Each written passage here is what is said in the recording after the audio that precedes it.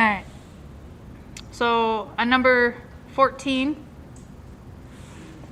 first thing we need to do is find our common denominator. So, and if it helps, on the 5, if you want, you can write it as a fraction. So they're all written as fractions. You can always do it that way. Then the common denominator between 3 and 8 is going to be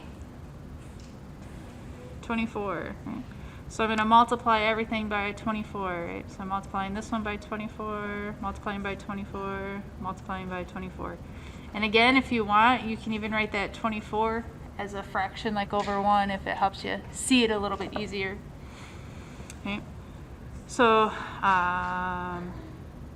5 times 24 is going to get us to, what, 120? And then we can do 24 over 3 is going to simplify down to 8. So then we have plus 8 times x minus 2. And then 24 over 8 is going to reduce down to 3. So then we have 3 times x plus 3. Okay. So now we can use our distributive property. We have 120 plus 8x minus 16 equals 3x plus 9. Okay. So what do we have? 104. Whoops, yep. Plus 8x equals 3x plus 9. Okay. Get our x's on the same side. 5x equals, what do we end up with? 95? No.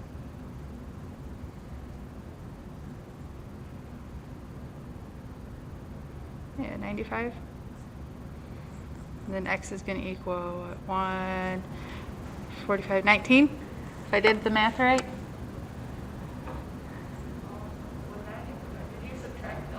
Oh, yep. My bad. So it'd be negative, right? See, I was seeing if you guys were still awake. Does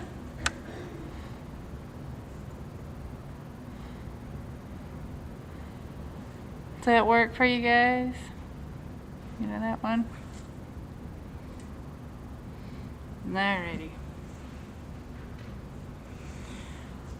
So let's spice up our little solving of equations a little bit and actually see about looking at some quadratics. So still looking at equations. So we're trying to solve some things. So we can do some quadratics.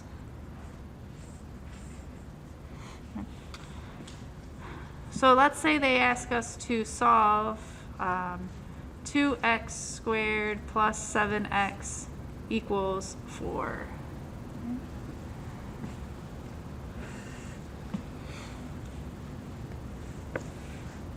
So anytime we have like a polynomial that they want us to solve, I always look at that highest degree or that highest exponent, because this is telling me I could have at most 2 solutions.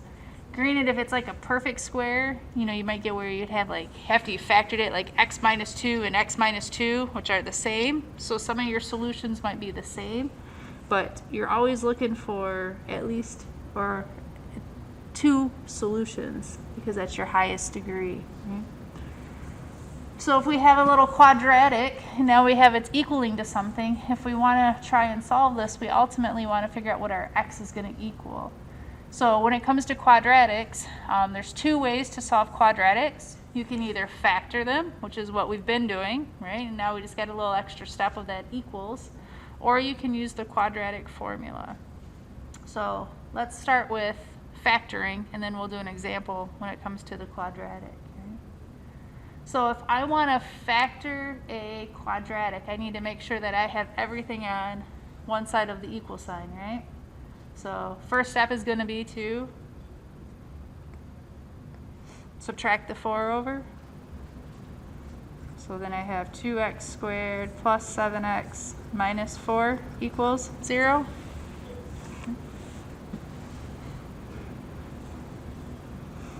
And then now we're kind of where we've been last couple sections, looking just at that little trinomial, we can try and factor that trinomial. So probably make a little x. A times c is going to be -8. B is going to be 7. So I got to multiply to get a negative. So I know one's positive, one's negative. Am I going to go with a +8 and a -1? Everybody good with those? And then I'm just going to throw it into that area model. I have what? 2x squared. And now I have 8x and -x and -4. So we have what? X. We had a +4. We had a 2x and a -1. You guys feeling pretty confident when it comes to factoring? All right. So now I know my two factors. So I can rewrite my quadratic now as what? X plus 4 and 2x minus 1. And that's still going to be equal to 0, right? So now we got two factors that we're multiplying. So we're multiplying numbers that have to equal 0. So this is called that zero product property, which ultimately just says if you're multiplying things together and they equal 0, one of those has to equal 0. Because if I asked you 5 times what is 0? What's the what? 0, right? So no matter what, if I want it to equal 0, one of these two has to be 0. So I'm going to set them up to where they each equal 0. So either I have x plus 4 equals 0, or I have 2x minus 1 equals 0.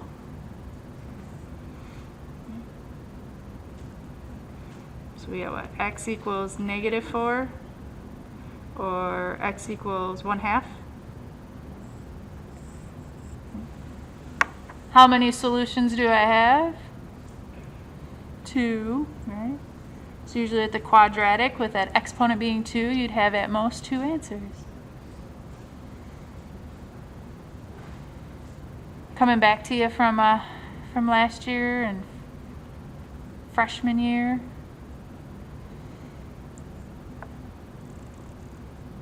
Algebra 1. You guys good? Good with that one?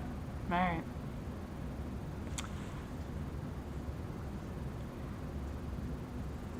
What if we had, if we needed to solve 3x squared equals 27? What would you guys do on a problem like this?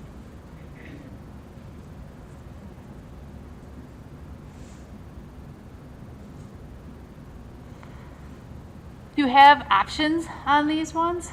Because it is a quadratic, you can get everything on one side and try and go through and factor it. Right? Or on these ones, when there's not a b term, because like you only see x up there once, which is that x squared, you don't have to go through everything with factoring. You can actually, and we'll do it both ways real quick. On this one, because I just have that one part of that x term, I would divide by 3, right? I'm going to get x squared equals 9. And then what am I going to do? Take the square root of both sides.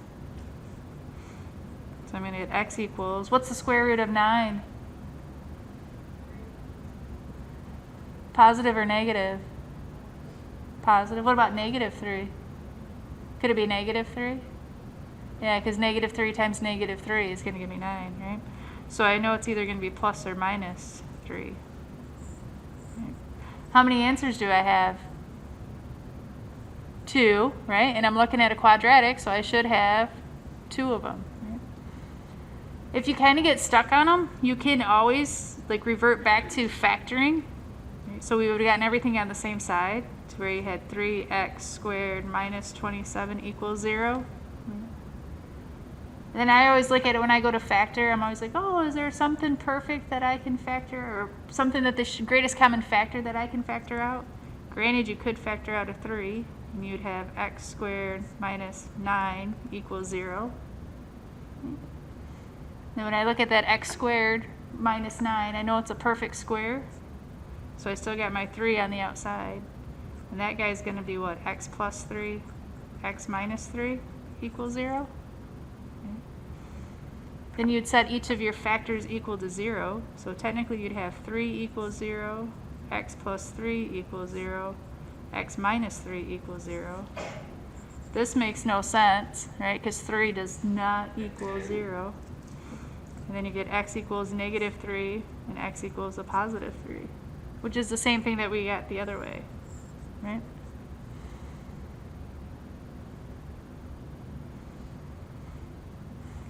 Does that work? Kind of get it, sort of, kind of do.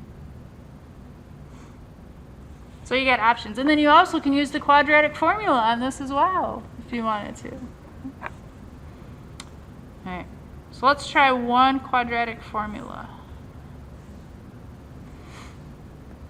So let's say we needed to solve 4x squared minus, I don't want that one, sorry, let me take that one out. I'm trying to find one that's not factorable.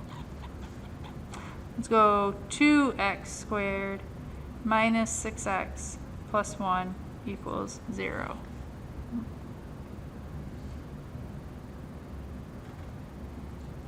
So we can always try to factor these, but we know sometimes our quadratics are not factorable. Because like in this one, if I were to factor, a times c is going to give me 2, and I have to add them to get negative 6. So is there any way I can multiply two numbers together to get 2 that when I add them I get a negative 6? It's not going to happen, right? So it's not, so we can't factor it. So on the ones that you cannot factor, you have to use like the quadratic formula. Everybody remember the quadratic formula? X equals negative b plus or minus the square root of b squared minus 4ac all over 2a.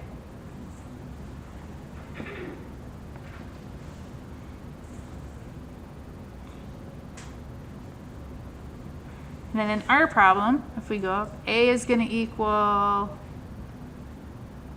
the 2. Oops, oops, oops, oops. B is going to equal negative 6. And C is going to equal positive 1.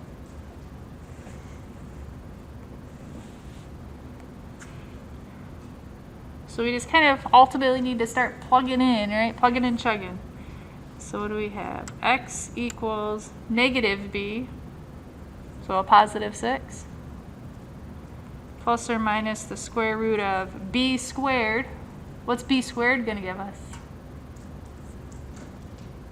36. That first number that you write under the radical, that b squared, will that ever be negative? No, right? So as soon as you square it, you know that that first number is always going to be positive. Yep. Minus 4 times a, 8, times c, so we still have 8, minus 8, all over 2a, so 2 times 2 is 4.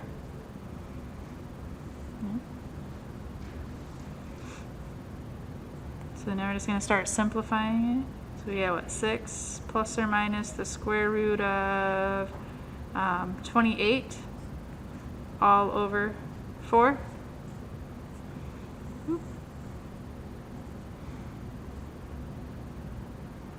So 28's not a perfect square, so we have to see if we can find a perfect square that goes into that nice and evenly. So I'm thinking we could do what, 6 plus or minus, could we do the square root of 4 times the square root of 7 all over 4? So 6 plus or minus, square root of 4 is 2. square root of 7 over 4.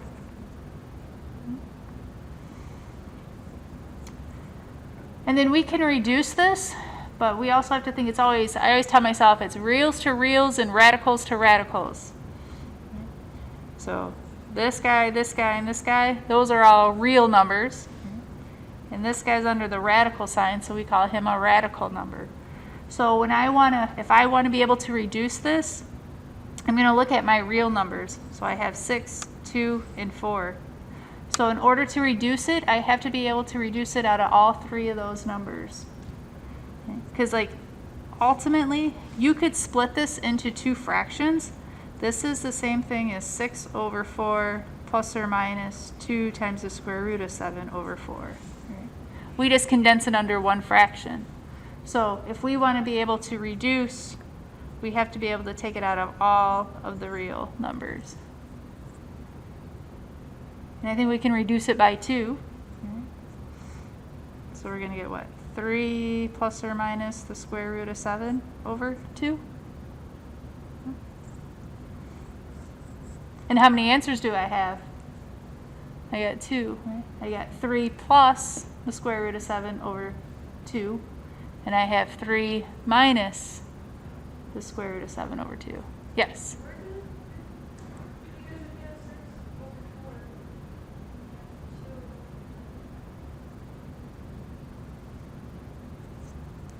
So, whoop. If I look at the one here down here on the bottom, what does 6 over 4 reduce to? 3 over 2, right? Plus or minus, right? And then 1 over 4 is going to become a half. So it'd be square root of 7 over 2.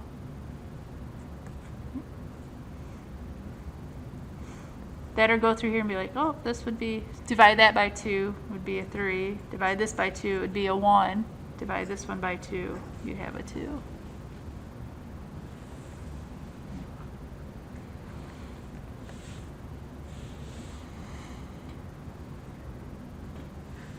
Try some more, or do you guys want to do some on your own? On your own? All right. So for the homework, it's kind of split up. If you read the headings, it'll say solve by factoring, solve by the quadratic. Technically in the end of all of this, however you feel comfortable solving a quadratic is how you solve a quadratic. But just on the homework, it's just to kind of give you practice in doing both ways. It's kind of why it's on there. But when it comes to a test or a quiz, it's just going to say solve the quadratic. And if you want to solve it by factoring it, if you want to solve it by grouping, if you want to solve it by quadratic formula, those are all up to you. But just on the homework, it's just to give you some practice doing it both ways.